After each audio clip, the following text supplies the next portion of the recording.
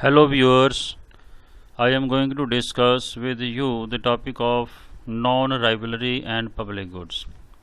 The objective of this session is to discuss complete markets means successful market, incomplete markets means market failure, public goods, non-rivalry and market failure. This topic is basically related to incomplete markets. There are various causes of incomplete markets. बहुत सारे कारण हैं market failure के, हम detail में discuss कर चुके हैं. Incomplete market, market incomplete, complete और इसके कॉजेज़ क्या हैं.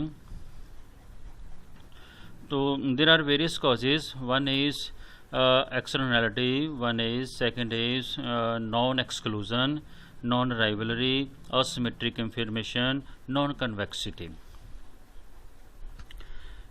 जो पब्लिक गुड्स होती हैं, मैं पहले मीनिंग बता दूं. कंप्लीट मार्केट सिस्टम क्या है? कंप्लीट मार्केट सिस्टम का मतलब होता है best allocation, efficient allocation of resources.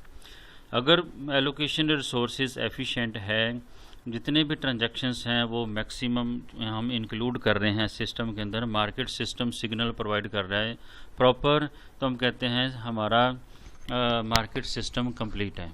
If both consumer and producer are satisfied then market system is complete. Private optimum is social optimum. Social optimum means जितने भी market के अंदर लोग हैं उनके अंदर एलोकेशन ऑप्टिमम है. Private optimum, social optimum equal होते हैं. एक्सटर्नैलिटीज़ नहीं, एब्सेंस ऑफ एक्सटर्नैलिटीज़ है. लेकिन जो मार्केट में जो पब्लिक गुड्स होती हैं, पब्लिक गुड्स के अंदर प्रॉब्लम आती है क्योंकि पब्लिक गुड्स की नेचर होती है free, non exclusion and non rival. हम पब्लिक गुड्स के यूज से किसी को एक्सक्लूड नहीं कर सकते और ये किस नेचर की होती हैं? Non rival. प्राइवेट गुड्स होती हैं राइवल नेचर की. राइवल मीन्स अगर मैं कंजम्पशन है, एक का कंजम्पशन दूसरे के कंजम्पशन को अफेक्ट करता है. मार्केट में मैं एप्पल परचेज़ करता हूँ, जितने मैंने एप्पल परचेज़ किए आपको उसके यूज़ से एक्सक्लूड किया जाएगा. मीन्स आप वो परचेज़ नहीं कर सकते. मेरी प्रॉपर्टी है, आप उसको परचेज़ नहीं कर सकते. मैं उसके, अगर मेरा पोजेशन है, मेरे पास राइट है, तो मैं यूज़ करता हूँ, आप उसको यूज़ नहीं कर सकते. आपको वंचित किया जाएगा, आपको एक्सक्लूड किया जाएगा. लेकिन जो पब्लिक गुड्स होती हैं उनके यूज़ से किसी को एक्सक्लूड नहीं किया जा सकता. एग्जाम्पल हैं पब्लिक हॉस्पिटल्स हैं, हॉस्पिटल आ गए, रोड्स आ गए, ब्रिजेस आ गए, सनलाइट है, एयर है, स्पेस है, वाटर है. ये वाटर रिसोर्सेज हैं जो कॉमन गुड्स हैं. कॉमन ग्रेजिंग लैंड्स हैं, तो कॉमन कम्युनिटी सेंटर्स हैं, लाइब्रेरीज़ हैं. ये इनके यूज़ से किसी को हम एक्सक्लूड नहीं कर सकते. उनके पास राइट्स हैं, राइट में से यूज़ कर रहे हैं लोग उसको. हालांकि जो लाइब्रेरीज़ हैं, लाइब्रेरीज में मेंबरशिप है तो हम उसका यूज़ कर सकते हैं. लेकिन बहुत सारी गुड्स हैं जो फ्री गिफ्ट ऑफ नेचर हैं, तो उनमें जो है जब ऐसा होता है, जब किसी को एक्सक्लूड नहीं किया जाता तो एक बहुत बड़ी प्रॉब्लम फेस करनी पड़ती है जिसको कहते हैं फ्री राइडिंग. फ्री राइडिंग का मतलब होता है कि people get benefit from the use of public goods without paying for that good. उस गुड को यूज़ करने में वो पे नहीं करते, लेकिन बेनिफिट ले लेते हैं. जब बेनिफिट लेंगे तो जो प्राइवेट ऑप्टिमम है वह बस सोशल ऑप्टिमम नहीं आएगा. मैंने अभी शुरू में कहा कि कंप्लीट मार्केट सिस्टम वो होता है जिसमें प्राइवेट ऑप्टिमम और सोशल ऑप्टिमम है. जैसे हम सिंपली अगर डायग्राम बना के देखें तो उसमें क्या होता है कि आपने बड़ा डायग्राम ये पढ़ा सुना है, देखा है. ये सप्लाई साइड है, ये डिमांड साइड है. ये मार्केट अजम इस पर बेस्ड है कि एक्सटर्नैलिटीज़ नहीं है, कोई एक्सटर्नल इफेक्ट नहीं है. ये ट्रू पिक्चर प्रोवाइड कर रही है कि ये प्राइस पर मार्केट क्लियर है, इतनी क्वांटिटी डिमांडेड की जा रही है, सप्लाई की जा रही है एट दीज प्राइसेस. इस प्राइस पर मार्केट सिस्टम क्लियर है. लेकिन ये इतने लोग पे कर रहे हैं इससे सोसाइटी को, जैसे एग्जांपल लें हम, एजुकेशन के सोशल रिटर्न्स होते हैं, प्राइवेट रिटर्न्स भी हैं, सोशल रिटर्न्स भी हैं। प्राइवेट उसको हैं जो एजुकेशन ले रहा है, उसको जॉब मिलेगी, अच्छी जॉब मिलेगी, अच्छा सेटअप होगा, उसका लाइफस्टाइल अच्छा होगा, बेनिफिट्स होंगे, लेकिन उसको बिना पे किए लोग उसको अगर इमिटेट करते हैं, उससे उसको फॉलो करते हैं, जिस सोसाइटी में वो रहेगा वहाँ बेनिफिट्स लोगों को होंगे। तो बिना पे किए लोग अगर बेनिफिट्स ले रहे हैं तो ये रिटर्न्स जो हैं सोशल रिटर्न्स से बेनिफिट्स सोसाइटी में बढ़ जाएंगे, लेकिन पेमेंट इतनी हो रही है। तो बेनिफिट्स जो बढ़ गए इसी लेवल पे हम देखें तो ये बड़ा लेवल जो है इंक्रीज़ हो गया। डिमांड जो है सेटिस्फेक्शन, डिमांड साइड को कहते हैं बेनिफिट्स और सप्लाई साइड को कहते हैं cost. Same cost per benefits बढ़ रहे हैं। तो बेनिफिट्स बढ़ने का मतलब है यहाँ पर जो पे किया जा रहा है वो एफिशिएंट है, लेकिन यहाँ पर बेनिफिट्स हैं। पेरेटो ऑप्टिमैलिटी इस लेवल पर पेरेटो ऑप्टिमैलिटी है, लेकिन यहाँ पर पेरेटो ऑप्टिमैलिटी नहीं आ रही, बिकॉज मार्केट यहाँ क्लियर नहीं हो रही। प्राइस ये होने चाहिए और क्वांटिटी ये आनी चाहिए, लेकिन हो ये रहे हैं। तो मार्केट सिस्टम जो है इसके अंदर फ्री राइडिंग आ गई। फ्री राइडिंग से क्या होता है, लोग बेनिफिट्स ज़्यादा ले रहे हैं, पेमेंट कम कर रहे हैं। बहुत सारे एग्जांपल्स हैं। कॉलेज स्टूडेंट्स हैं जैसे आप, तो कॉलेज में आपने फ़ी पे की है तो आप बेनिफिट्स ले रहे हैं, लेकिन बहुत सारे स्टूडेंट्स ऐसे हैं जो बिना फ़ी पे किए कॉलेज में, जिसको कि हम कहते हैं outsider, outsiders are free riders, without paying any fee they are willing the facilities.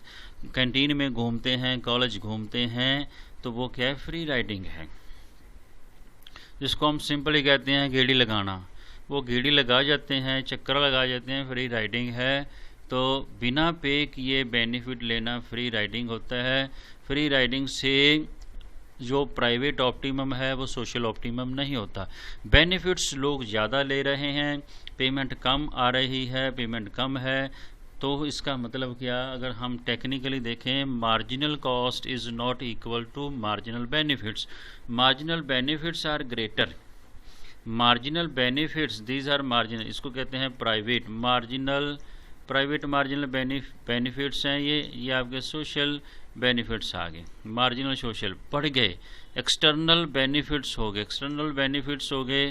तो इसका मतलब है बेनिफिट्स बढ़ गए हैं, बेनिफिट्स बढ़ेंगे तो सोशल ऑप्टिमम नहीं आएगा, सोशल ऑप्टिमम नहीं होगा तो मार्केट सिस्टम फेल होगा, मार्केट सिस्टम यहाँ फेल हो जाएगा। तो इसी को हम कहते हैं नॉन राइवलरी। देखो पब्लिक गुड्स में क्या होता है, पब्लिक गुड्स में डेफिनेशन है एन एनवायरमेंटल एसेट और public good is considered a pure public good if its consumption, उसका consumption is non rival and non excludable. वो नॉन राइवल भी है, नॉन एक्सक्लूडेबल है, वो can't exclude the use from the use of public goods to other peoples, दूसरे लोगों को हम एक्सक्लूड नहीं कर सकते। Non rival means a pure public good is available to all and one person's consumption does not reduce another person's consumption, एक का consumption दूसरे को रिड्यूस ना कर सके, नॉन राइवल आगे। Non rivalry implies that marginal social cost of supplying the good to an additional individual is zero। Additional individual को अगर वो बेनिफिट हम दे रहे हैं, सप्लाई कर रहे हैं, तो उसकी कॉस्ट जीरो। हमारे पास है बसेस का, बस के अंदर 50 लोग बैठे हैं और उन्होंने टिकट लिया हुआ है, पेमेंट की है, लेकिन 5 लोग हैं विदाउट टिकट बैठ गए हैं, बेनिफिट वो भी ले रहे हैं लेकिन बिना पे किए, वो फ्री राइडर होगी। तो कॉस्ट और बेनिफिट इक्वल नहीं है, बेनिफिट 55 लोगों को मिल रहा है और पेमेंट 50 लोगों की है, it means benefits are greater than marginal cost. तो उन 5 लोगों की एडिशनल कॉस्ट क्या है, वो जीरो आ गई। क्यों आ गई जीरो, क्योंकि एडिशनल स्पीड वही है, गाड़ी की पहुंचेगी वही, लेकिन बिना पे किए उन लोगों ने जो है फ्री राइडिंग की है तो उनकी कॉस्ट जीरो आ गई। Therefore, it is not Pareto optimum, Pareto efficient to set prices that will exclude anyone।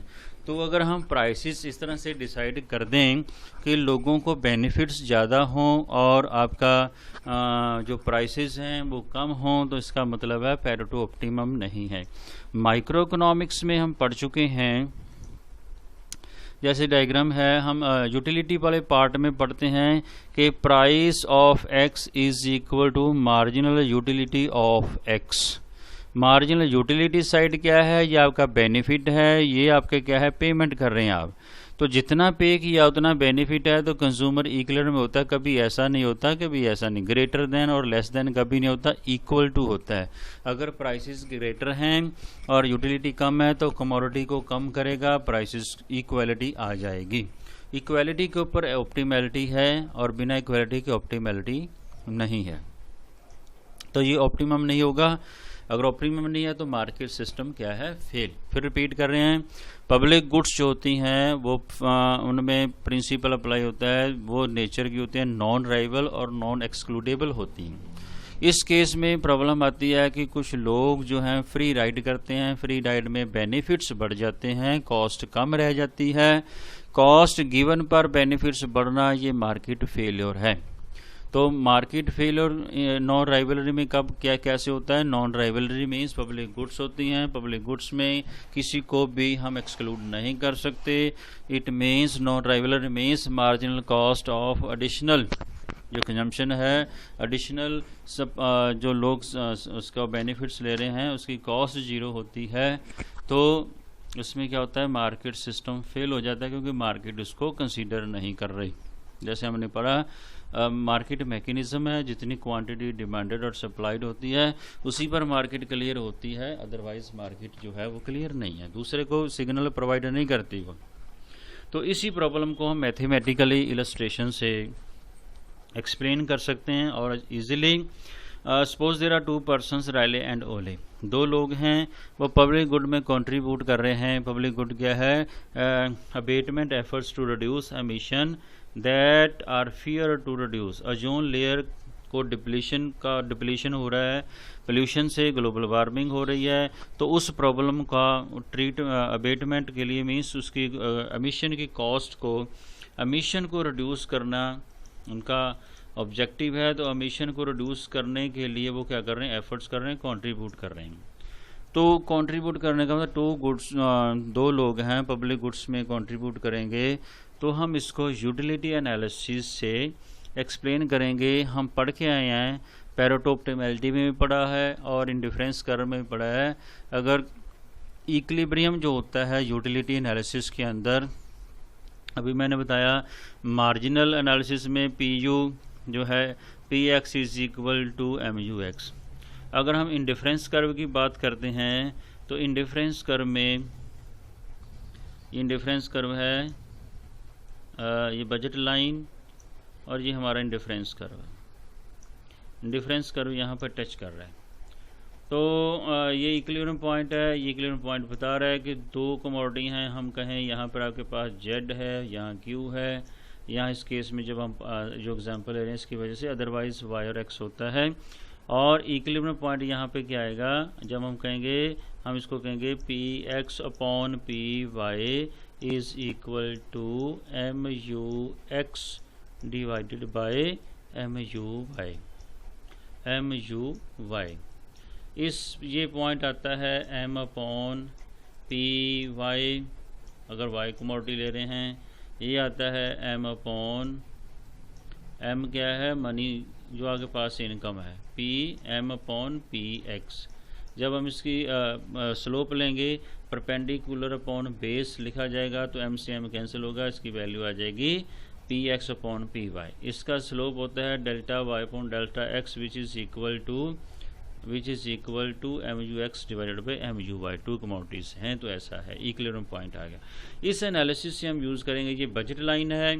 तो जब एक इंडिविजुअल, ध्यान से सुनने वाली बात है, एक इंडिविजुअल जब भी अपनी यूटिलिटी को मैक्सिमाइज करता है तो उसके पास सामने एक कंस्ट्रेंट है, budget constraint.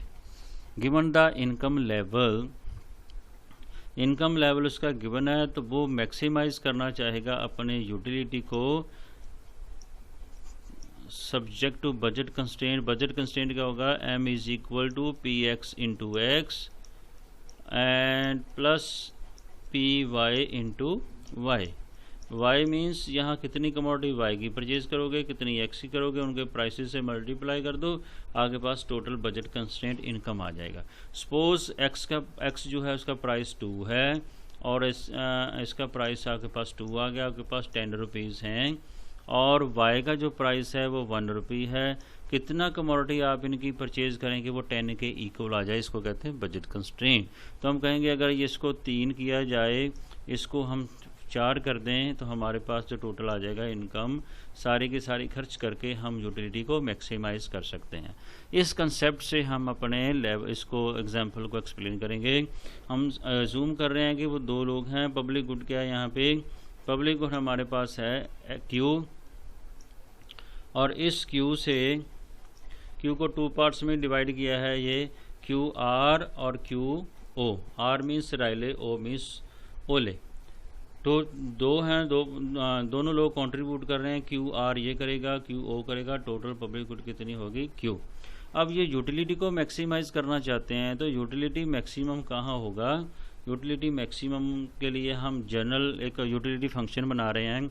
u is a function of z and q where i, ये u i का मतलब सुपरस्क्रिप्ट है, ये बता रहा है i किसके लिए, r और o, राइले और ओले के लिए यूज़ करेंगे। Q हम बता चुके हैं 2 लोगों में डिवाइड है, ये प्राइवेट z प्राइवेट कमोडिटी है और Q पब्लिक है। तो ये हम कंडीशन ले रहे हैं यूटिलिटी में, utility derivative of utility with respect to z, इसको बोला जाएगा करली, क्योंकि 2 कमोडिटी हैं तो 2 में पार्शियल डेरिवेटिव यूज़ होता है। ये 3 जो लाइनें हैं इसका मतलब होता है आइडेंटिटी। यू आई ये डेरिवेटिव फॉर्म के अंदर है आपका utility, U Z I equality curly U I upon curly Z I, means ये डेरिवेटिव फर्स्ट ऑर्डर कंडीशन है, ग्रेटर देन जी, ये विद रिस्पेक्ट टू जेड है, ये विद रिस्पेक्ट टू क्यू है। प्राइवेट कमोडिटी पब्लिक कमोडिटी, ये दोनों का derivative जो है फर्स्ट ये बता रहा है कि ये यूटिलिटी लेवल जो है पॉजिटिव आना चाहिए। आपको पता है कि यूटिलिटी जो कर्व होते हैं, डिफरेंस कर्व हमेशा डाउनवर्ड स्लोपिंग है, कभी भी पैरेलल नहीं बनाते। ऐसे पैरेलल का मतलब है यहाँ पे आके यूटिलिटी 0 हो गई, कभी भी ऐसे नहीं बनाते, तो हमेशा डिक्रीजिंग स्लोप होता है। कई लोग हैं जो नहीं पता वो ऐसे भी बना देते हैं, तो ये डिफरेंस कर्व नहीं है। डिफरेंस कर्व हमेशा डिक्रीजिंग पे आता है जहाँ पर आपका यूटिलिटी लेवल पॉजिटिव है। उसके होता तो पूरा ऐसे है, ये शेप है, अगर ऐसा है ये, तो यहाँ पे यूटिलिटी 0, उसके बाद आपकी ये चेंज हो गई, लेकिन यहाँ पर यूटिलिटी पॉजिटिव है, ये यूटिलिटी पॉजिटिव है, ये नेगेटिव है, ये पॉजिटिव आ गया, यहाँ पे 0 है। तो यूटिलिटी पॉजिटिव वाला पार्ट हमने लेना है, इसलिए कंडीशन लिखी है फर्स्ट कि यूटिलिटी चेंज जो यूटिलिटी है with respect to Z greater है, with respect to Q greater है, दोनों ग्रेटर हैं, तो दोनों ग्रेटर हैं, फर्स्ट कंडीशन कंप्लीट है। उसके बाद हम कर रहे हैं फर्स्ट कंडीशन, उसके बाद है सब्जेक्ट टू कंस्ट्रेंट। जब हमारे पास इंडिफरेंस कर्व आ जाता है, इंडिफरेंस कर्व के बाद हमारा नेक्स्ट स्टेप होता है कि हम बजट कंस्ट्रेंट देखें। तो आपका जो बजट कंस्ट्रेंट यहाँ पर है वो क्या है, दिस इज़ बजट कंस्ट्रेंट। ये क्या बता रहा है, m is equal to Z I plus C Q I. अभी मैंने बताया था m is equal to P X into X plus P Y into Y. तो अगर मैं यहाँ दोबारा लिखूँ आपके लिए, तो ये क्या है, m इज़ इक्वल टू क्या है, मनी इनकम आपकी, इज़ इक्वल टू जेड क्या है, प्राइवेट कमोडिटी, पी क्या होना चाहिए, पी एक्स इंटू एक्स। तो x तो यहाँ है, p नहीं है, p हम ले रहे हैं for the sake of simplicity, हम इसको एज्यूम कर रहे हैं ये a1 के इक्वल है, इसलिए जेड आई आ गया, प्लस सी क्यू, क्या आना चाहिए था, P Y into Y, Y आपके क्या है क्यू, और इसका प्राइस क्या है पी वाई। तो ये बजट कंस्ट्रेंट आपका आ गया। बजट कंस्ट्रेंट में इन्होंने डिफाइन आगे किया है, हमारे पास क्या क्या वैल्यूज़ हैं, m का मतलब मॉनेटरी इनकम, c का मतलब price per unit cost providing the public good, assume for simplicity. हम सिंप्लिसिटी के लिए अपने सिस्टम को, अपने एग्जाम्पल को सिंप्लीफाई करने के लिए क्या कर रहे हैं, for the sake of simplicity the price of private commodity we are taking is equal to unitary 1 ले रहे हैं। अब फर्स्ट पार्ट आ रहा है जी, तो फर्स्ट पार्ट के अंदर हम अभी जो जर्नल था, हमने यूटिलिटी फंक्शन बनाया, यूटिलिटी के साथ बजट कंस्ट्रेंट बनाया, इसको मैंने ग्राफ पे ड्रॉ भी कर दिया। इक्विलिब्रियम कैसे आता है, ये है जर्नल फॉर्म, आई लिखा हुआ है, आई का मतलब जर्नल है, ओ के लिए भी हो सकता है, आर के लिए भी। अब फर्स्ट पार्ट है रायले। रायले अपनी यूटिलिटी को मैक्सिमाइज करना चाहता है। जब एक इंडिविजुअल अपनी यूटिलिटी को मैक्सिमाइज करना चाहता है तो वो हमेशा किसको कंसीडर करता है, अपने बजट कंस्ट्रेंट को। तो फंक्शन लिखा जाएगा मैक्सिमाइज, इसके पैरों में लिखा जाता है, इसको कहते हैं जैसे लिखा है इसके नीचे Z R comma Q are, means वो दो कमोडिटी को रायले, पहले आई था तो आई की जगह हमने क्या कर दिया, maximise Z R Q R, I की जगह आर आर कर दिया, in bracket utility of R, किसका यूटिलिटी है, जेड आर कॉमा क्यू, और ब्रैकेट क्लोज। ये साथ में जो लाइन है, इस लाइन को कहते हैं सब्जेक्ट टू, इस लाइन को कहते हैं सब्जेक्ट टू, मीन्स वो यूटिलिटी को मैक्सिमाइज करेगा। कौन सी यूटिलिटी को, इस पार्ट को मैक्सिमाइज करना चाहता है, subject to this budget constraint. ये वाला बजट कंस्ट्रेंट है, कहाँ, ये वाला बजट कंस्ट्रेंट हमने उठाया, इस इनकम लेवल को ध्यान में रखते हुए ही, जैसे हमने लाइन लगाई थी, ये इनकम लेवल है, इस इनकम लेवल को ध्यान में रखते ही वो अपने यूटिलिटी को मैक्सिमाइज करता है। और क्यू क्या है, Q R plus Q, comma लगा के लिखा, जेड फंक्शन हमारे पास ये आ गया, क्यू की वैल्यू हमें गिवन है, ये हमने ऊपर अज्यूम किया गया, जो क्यू है टू पार्ट्स में डिवाइड किया हुआ है। हाँ, वो सिंपलीफाई, अब इसको सिंपलीफाई और कर दें, जेड जो है और क्यू है, इनको हम रिप्लेस कर सकते हैं दो वेरिएबल्स को। कहाँ से रिप्लेस करेंगे, ये जेड की वैल्यू यहाँ आएगी, जेड एज इट इज़ रखा जाए, ये आपके पास जेड है, अगर मैं यहाँ इस इक्वेशन से, ये वाली आपके पास इक्वेशन है, इस इक्वेशन से मैं कहूँ Z R is equal to, क्या होगा, जेड आर आएगा एम एज इट इज़ रहे, एम एज इट इज़, और ये उधर जाके क्या होगा, माइनस सी क्यू आर, ये क्या आ गया, सी क्यू आर। ये हमने वैल्यू जेड की ऐसे पहले कैलकुलेट करेंगे, ये कैलकुलेट करके दी हुई है हमें। उसके बाद क्यू की वैल्यू क्या है, ये आपके पास क्यू है, क्यू की वैल्यू ये लिखी हुई है, इसको हम दोनों वैल्यूज़ को रिप्लेस कर देंगे ऐसे। तो हमारा फंक्शन बनेगा मैक्सिमाइज क्यू आर, जेड को रिप्लेस कर दिया, Q R is a function of किसका, utility of R in bracket M, Q Z R की जगह M minus C Q R, comma in place of Q क्या लिखेंगे, Q R plus Q O bracket close. ये आएगा utility function. इस utility function को maximise करता है तो रायले का जो कंडीशन आ जाती है इक्विलिब्रियम की, वो क्या आएगी, उसका यूटिलिटी मैक्सिमम कहाँ होगा, यूटिलिटी की कंडीशन क्या है, उसकी जो कॉस्ट है, ये वाली कॉस्ट है, ये स्मॉल सी है, कैपिटल नहीं, small C means marginal cost is equal to, ये है यूटिलिटी ऑफ किसके, utility from R, sorry from Q, utility from Q for R, R means रायले की यूटिलिटी है क्यू से, रायले की यूटिलिटी है जेड से। मैं अपने एग्जांपल में जैसे मैंने अभी लिखा था कि ये एग्जांपल हमने, ये क्या बता रहा है, ये कंडीशन कौन सी है, मैं इसको ऐसे लिखूं तो ये आती है, जैसे लिखा था एम यू, ये लिखा था P X upon P Y, ये साइड क्या है, पेमेंट की साइड, इसको हम कह रहे हैं सी इज इक्वल टू, किसके इक्वल है, एम यू एक्स, एक्स से मिलने वाली यूटिलिटी, और एम यू वाई, वाई से मिलने वाली यूटिलिटी के इक्वल है। ये क्यू से मिलने वाली यूटिलिटी और ये जेड से मिलने वाली यूटिलिटी के इक्वल है। ये मैं डायग्राम बताऊँ, ये क्यू से मिलने वाली यूटिलिटी और जेड से मिलने वाली यूटिलिटी के इक्वल है। तो ये कंडीशन वही है जो हमने भी डायग्राम में बताई है।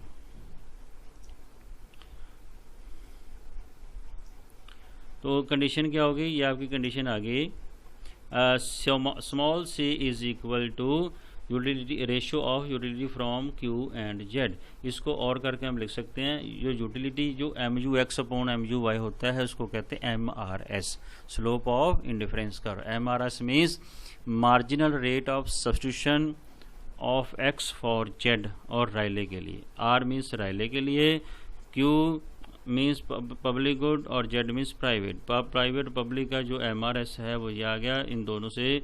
इसके लिए हम ये लिख सकते हैं सी के लिए सी। तो ये कंडीशन क्या है, जितना मार्जिनल कॉस्ट है उतना उसको बेनिफिट्स मिल रहे हैं टू कमोडिटी से, उतना वो कंट्रीब्यूट कर रहा है टू कमोडिटीज में। तो ये क्लियर हो गया जी। मतलब क्या है ये कि रेशो जो जितना पेमेंट है उतना उसको बेनिफिट मिल रहा है। फिर रिपीट करूं कि जो इंडिविजुअल होता है अपनी यूटिलिटी को मैक्सिमाइज करता है, किसको ध्यान में रखते हुए, बजट कंस्ट्रेंट को ध्यान में, क्योंकि वो पे कर रहा है, यहाँ फ्री राइडिंग की कोई प्रॉब्लम नहीं है। तो सेकंड साइड आता है राइले ओले। तो ओले अगर राइले ऐसा करता है तो ओले भी ऐसा करेगा। ओले ने क्या किया, सेम फंक्शन हम लिखेंगे ओले के लिए, जैसे हमने ये लिखा था क्यू आर की जगह क्यू ओ कर देंगे, जहाँ जहाँ आर लिखा हुआ है वहाँ क्यों कर दे, यहाँ utility of R M minus C Q O आ जाएगा, यहाँ पे ओ आ जाएगा, और Q R plus Q O जैसे लिखा है। Maximise Q O in bracket U O, means U O का मतलब है यूटिलिटी ऑफ ओले क्या है, M minus C Q O comma Q R plus Q O. इसको मैक्सिमाइज करता है तो उसकी कंडीशन आ जाती है, उसकी कंडीशन क्या है, C is equal to utility from Q for O, utility from Z for O, means ये उनकी यूटिलिटी की रेशियो है। उसको हम क्या लिख सकते हैं, M R S of Q Z for ओले, ओले का यूटिलिटी है। तो ये कंडीशन आ गई इक्विलिब्रियम की, किसके लिए, इंडिविजुअल ओले के लिए। अगर इंडिविजुअल है तो वो अपने बेनिफिट्स को मैक्सिमाइज करेगा सब्जेक्ट टू कॉस्ट, जितनी उसकी कॉस्ट है जितना उसका बजट कंस्ट्रेंट है। तो C is equal to M R S. एक इंडिविजुअल अपने यूटिलिटी को मैक्सिमाइज करता है subject to his budget constraint, दूसरा करता है subject to his budget constraint. लेकिन सोसाइटी में बहुत सारे लोग हैं तो उनको यूटिलिटी को मैक्सिमाइज कैसे करना चाहिए, अगर मैं अपनी यूटिलिटी को अपनी इनकम के अकॉर्डिंग मैक्सिमाइज करता हूँ, दूसरा अपने के लिए करता है, तीसरा अपने के लिए करता है, तो सोसाइटी में रहते हुए जब हम बात करेंगे सोशल ऑप्टिमम की, सोशल ऑप्टिमम का मतलब होता है कि मेरे लिए अगर बेनिफिशियल है तो दूसरे लोगों के लिए वो बेनिफिशियल होना चाहिए। वो कब होगा, जब मैं अपनी यूटिलिटी को मैक्सिमाइज करूँगा दूसरों की यूटिलिटी को ध्यान में रखते हुए। सिंपल सा एग्जांपल है, एक बस में आपको टिकट मिला है नंबर और आप अपनी सीट पे बैठेंगे, इस तरह से बैठेंगे कि दूसरे को भी मिलेगा नंबर, वो भी अपना यूटिलिटी को मैक्सिमाइज करे, सीट पर बैठ सके। इसका मतलब ये नहीं है कि आप एक नंबर सीट लेंगे और दो सीटों पर आप बैठेंगे और जो बाकी लोग हैं वो आधी आधी सीट पे बैठेंगे। इसका मतलब क्या हुआ, फ्री राइडिंग की प्रॉब्लम नहीं होनी चाहिए। जैसे मैंने शुरू में एग्जांपल बताया कि 50 लोग हैं, 5 फ्री में हैं, तो 5 लोगों की वजह से दूसरों लोगों को जो है उनका सेटिस्फेक्शन लेवल डाउन नहीं आना चाहिए। डाउन आएगा जब लोग और चढ़ेंगे तो उनका सेटिस्फेक्शन लेवल डाउन आएगा। फ्री राइडिंग की वजह से दूसरे लोगों को वो बेनिफिट उतने नहीं मिल पाते। एक और एग्जांपल है, जैसे मैं एग्जांपल कोट कर सकते हैं, आप लिख सकते हैं केबल का, फ्रीक्वेंसी का।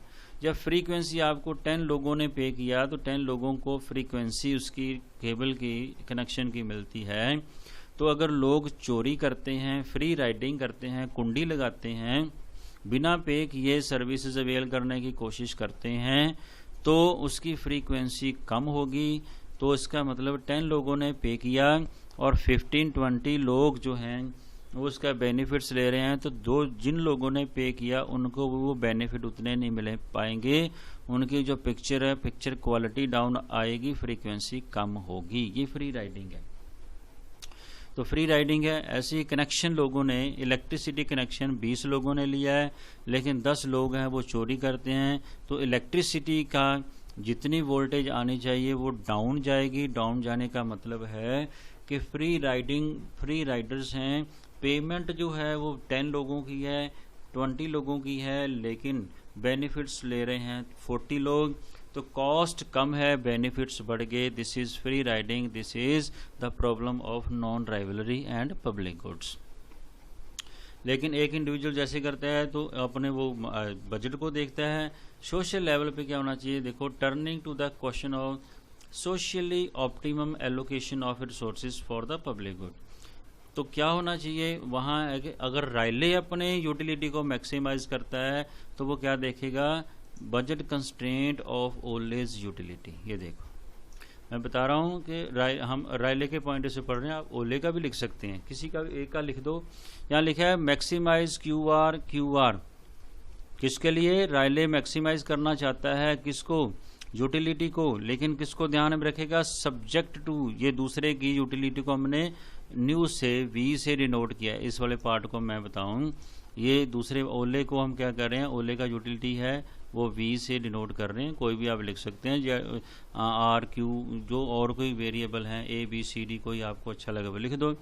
लेकिन साथ में क्या लिखा है, ये है सब्जेक्ट टू। ये लाइन जो है, इस लाइन को क्या कहेंगे? Subject to.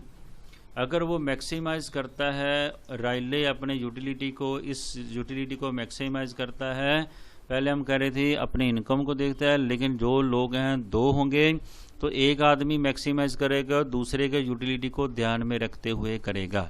एक सीट पे बैठेगा तो दूसरे की ध्यान में रख के बैठेगा। एक अपनी गाड़ी को पार्क करता है तो ये ध्यान में रखे कि दूसरे की गाड़ी भी पार्क होगी। एक अपना एयर को यूज़ करता है, सनलाइट को करता है कि दूसरा भी ये रखे कि दूसरे लोगों ने भी इसका यूज़ करना है। इसी तरह से हम कह सकते हैं बिटवीन जनरेशन, प्रेजेंट जनरेशन अगर रिसोर्सेज का यूज़ कर रही है तो अगर वो ध्यान में रखेगी कि फ्यूचर जनरेशन ने भी यूज़ करने हैं, तो इसका मतलब है मार्केट सिस्टम कंप्लीट होगा, पेरेटो ऑप्टिमैलिटी होगी, सस्टेनेबल डेवलपमेंट होगी। अदरवाइज जो डेवलपमेंट है वो सस्टेन ही नहीं कर पाएगी। तो ये है नॉन राइवलरी। इसी को हम ग्राफिकली भी कह सकते। इस इक्वेशन को, ये इक्वेशन बनी, इस इक्वेशन को अगर वो मैक्सिमाइज करते हैं, कैसे? ये टेक्निक है, लैग्रेंजियन मल्टीप्लायर हम यूज़ करते हैं। कुछ एक हम यहाँ इक्वेशन जो हैं निक हैनले बुक से कर रहे हैं, तो कुछ एक इक्वेशंस की बजाय डायरेक्ट आप इसका जो है रिजल्ट लिख सकते हैं कि इसके बाद जो है इसको अगर मैक्सिमाइज करते हैं तो हमारी कंडीशन आ जाती है। रायले मैक्सिमाइज करता है तो उसके लिए ये कंडीशन आ जाएगी जो हम पहले पढ़ गए हैं। ओले करता है तो ये आ जाएगी। और टोटल दोनों का बेनिफिट्स किसके इक्वल आना चाहिए? मार्जिनल कॉस्ट के। अगर मार्जिनल कॉस्ट के इक्वल जितना सोसाइटी में पे किया जा रहा है उतना ही सोसाइटी में बेनिफिट्स लिए जा रहे हैं। मैं इसको ऐसे कहूँ कि जो कॉस्ट है, कॉस्ट इज इक्वल टू, ये ऐसे कहूँ मैं कि जो कॉस्ट है इसकी किसके इक्वल आ गई? Cost is equal to marginal benefit of रायले प्लस बेनिफिट ऑफ ओले। दो लोगों को बेनिफिट मिल रहे हैं और दो लोग पे कर रहे हैं, कॉस्ट ये है, दोनों इक्वल आ गई। ये कंसेप्ट आप किस में पढ़ते हैं? ये पढ़ा जाता है आपका प्राइस डिस्क्रिमिनेशन के अंदर। प्राइस डिस्क्रिमिनेशन में जो है आप पढ़ते हैं marginal cost is equal to M R of A market plus M R of B market. दोनों का रेवेन्यू, दोनों से मिलने वाला रेवेन्यू प्रोड्यूसर की कॉस्ट के इक्वल आना चाहिए, तो मार्केट क्या होता है? कंप्लीट है। यहाँ पर ऐसा है, पब्लिक गुड्स में कंट्रीब्यूशन से जो बेनिफिट हो रहा है वो बेनिफिट्स आपकी कॉस्ट के, जो आप कॉस्ट पे कर रहे हैं वो कॉस्ट के इक्वल आना चाहिए। अब यहाँ कॉस्ट जो है, अगर बेनिफिट्स बढ़ जाएं, 5 लोग बेनिफिट ले रहे हैं, 2 लोग पे कर रहे हैं, कॉस्ट कम है, बेनिफिट ग्रेटर है, फ्री राइडिंग है, मार्केट क्या है? फेल है। तो मार्केट सक्सेसफुल कब होगी? When cost is equal to total benefit. जितने बेनिफिट्स मिल रहे हैं उनके इक्वल है तो मार्केट सिस्टम इज कंप्लीट। इसको ग्राफिकली भी बता सकते हैं। हमारे पास ग्राफ है, उसको कैसे बनाना है मैं भी बताता हूँ। मैं पहले हम देखें ग्राफ। ये हमारा, इस ग्राफ के जरिए, इस टेबल डायग्राम के जरिए हम इसको बता सकते हैं। ये पब्लिक गुड एक्स एक्सिस पे है, ये विलिंग, इसको WTP मीन्स विलिंग टू पे, कितना प्राइस आप देने को तैयार हैं। अगर जो पब्लिक गुड है आप ये ले रहे हैं Q बार, तो ये है आपका R dash means Riley's demand curve, और O dash means Ole's demand curve, और SS means society's demand curve. इसको कैसे बनाते हैं मैं आपको पहले ये बता दूं, उसके बाद फिर हम इसको एक्सप्लेन करते हैं। ये आपके पास है एक्स एक्सिस, आप पेमेंट कर रहे हैं WTP, और यहाँ पर कमोडिटी है पब्लिक। ये रायलेज डिमांड कर्व है R डैश, ये ओलेज डिमांड कर्व है। अलग अलग हैं, आप रायले को ये कह सकते हैं, ओले को ये कह सकते हैं। अब जब डिमांड कर्व इस साइड है तो टोटल जो सोसाइटी के अंदर जो डिमांड है वो क्या होगी? दोनों का समेशन आएगी। जैसे ए कर रहा है प्लस दूसरा कर रहा है, इसको हम कहते हैं वर्टिकल। हॉरिजॉन्टल होता है इस साइड, वर्टिकल होता है इस साइड। तो वर्टिकल समेशन मैं कहूँ 5 दिस साइड, 5 प्लस 6 कितने होना चाहिए 11, तो 11 यहाँ पर ये 0 है, ये मैं कहूँ 3 है, तो यहाँ पर कितना होना चाहिए 3 ही रहना चाहिए, 0 + 3 3 होगा। तो यहाँ से आप स्टार्ट करेंगे, ध्यान रखना है ये स्टूडेंट भूल जाते हैं, वो स्टार्ट कहाँ से करते हैं, ऐसे कर देते हैं, कोई यहाँ डॉट लगा देता है, कोई यहाँ के मिला देता है, तो गलत है। इस लाइन के इक्वल लाइन लगानी नहीं है, इस लाइन के इस पॉइंट के सामने अपने पॉइंट लगाना है और इस तरह से सोशल डिमांड कर्व आ जाएगा और इसको यहाँ पे टच करेगा। क्लियर हो गया जी, ये आपका है सोशल डिमांड कर्व। मैं दोबारा से इसको बना रहा हूँ, ये लाइनें बीच में हमें फिर ख़राब करेंगी।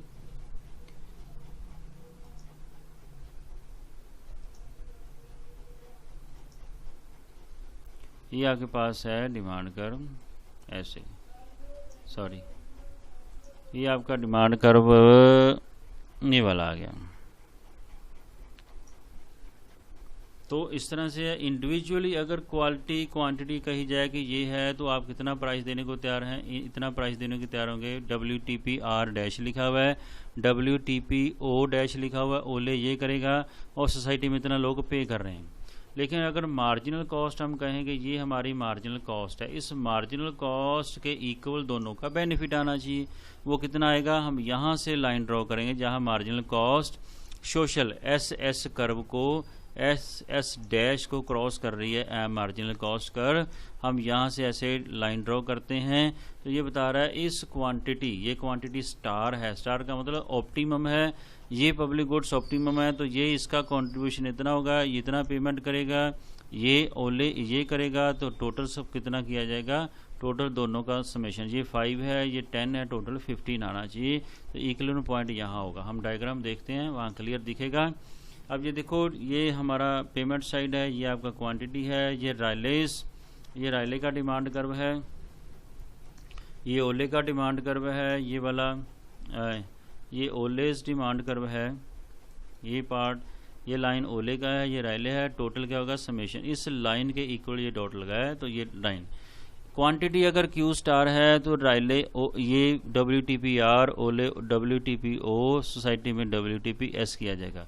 लेकिन ऑप्टिमम क्वांटिटी ये है, इस क्वांटिटी के ऊपर, इस क्वांटिटी पे रायले के डिमांड के अकॉर्डिंग अगर वो इतनी क्वांटिटी ले रहा है तो इतना प्राइस पे करेगा। अगर ओले सेम OQ स्टार क्वांटिटी ले रहा है तो वो WTPO स्टार, ये स्टार लगे हैं, ऑप्टिमम को बता रहे हैं।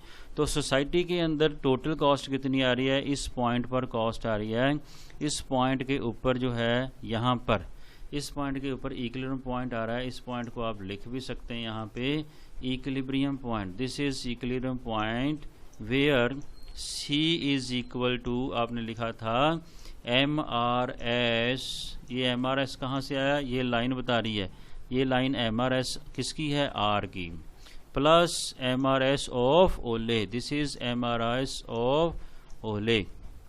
टोटल कॉस्ट मार्जिनल कॉस्ट क्या है, ये marginal cost C star is equal, मैंने वहाँ लिखा था स्मॉल c है, मार्जिनल कॉस्ट है। तो इक्विलिब्रियम पॉइंट कहाँ आएगा, दिस इज इक्विलिब्रियम पॉइंट। ये वर्टिकल देखो, इन दोनों को MRS इतना प्लस किया, प्लस MRS O का इतना किया, तो दोनों का कितना बना, टोटल इसके इक्वल आ गया। ये टोटल कॉस्ट के इक्वल आना चाहिए। यहाँ पर मार्केट जो है सिस्टम सक्सेसफुल है, फ्री राइडिंग नहीं है।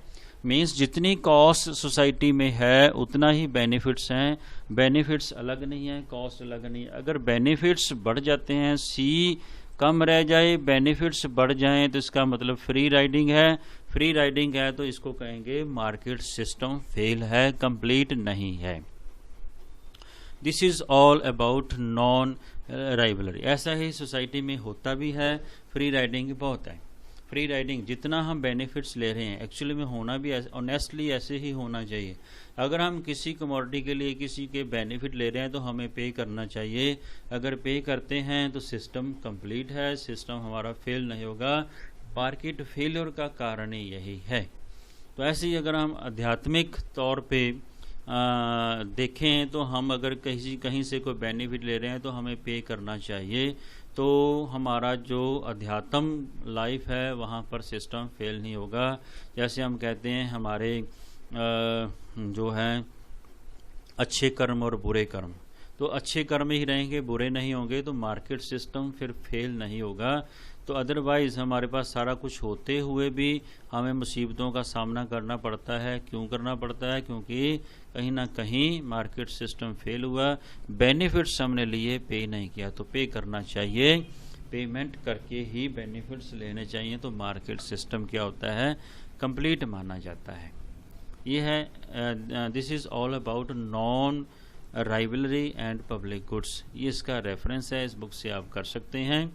और मुझे उम्मीद है कि आपको ये टॉपिक अच्छा लगा होगा, समझ आया होगा। कहीं कोई प्रॉब्लम है, कहीं कोई डाउट है या मेरे से गलत बोला गया तो आप क्लियर कर सकते हैं, कमेंट बॉक्स में जाके बता सकते हैं। इस चैनल को सब्सक्राइब करें। इन्वायरमेंटल से रिलेटेड, मैथमेटिक्स से रिलेटेड और जो इश्यूज़ हैं हमारे, इन पेपरों से, इकोनॉमिक्स से रिलेटेड बहुत सारे हम टॉपिक्स डिस्कस करेंगे आने वाले टाइम में। तो आप इस चैनल को सब्सक्राइब करें और देखते रहें। Thank you very much and have a nice day. Stay at home, stay safe. Bye bye. Thank you very much.